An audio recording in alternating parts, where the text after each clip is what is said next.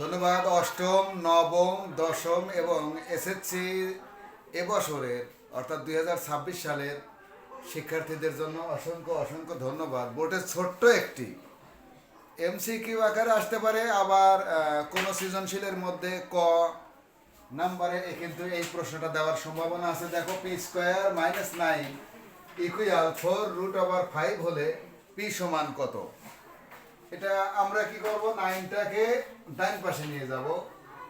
তাহলে এখান থেকেই যদি আমি এই অঙ্কটা করা শুরু করি, তাহলে এখানে কিন্তু আমি বা দিতে পারি p² = এই 9 ওপাশে গেলে কিন্তু প্লাস, তাহলে 9 + 4√5।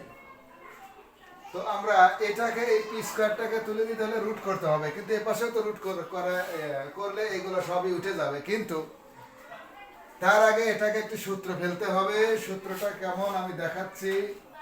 বা p² = যদি আমি √5টাকে মনে করি, দেখো এটার উপরে যদি হোল স্কয়ার দেই, তাহলে কিন্তু স্কয়ার আর রুট কেটে গেলে 5 থাকে। তাহলে এটাকে যদি মনে করি a² + 2ab। দেখো এখন কোনটাকে b মনে করলে, তাহলে 2, এইখানে যদি 2কে b মনে করি, 2 আর 2, 2 দুগুণ 4√5 হচ্ছে। 1 যদি নেই b, তাহলে কিন্তু 2 অক্ষে 2 হচ্ছে। 3 যদি নেই, তাহলে 3 দুগুণ 6 হচ্ছে। তাহলে 4 মিল করতে হলে এখানে কিন্তু 2 নিতে হবে। তাহলে দেখো এটা a² + 2ab + b² অর্থাৎ 2 এর উপর স্কয়ার।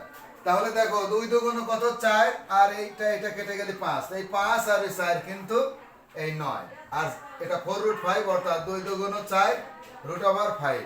তাহলে কিন্তু হলো কি a² + 2ab + b² অর্থাৎ a + b হোল স্কয়ার।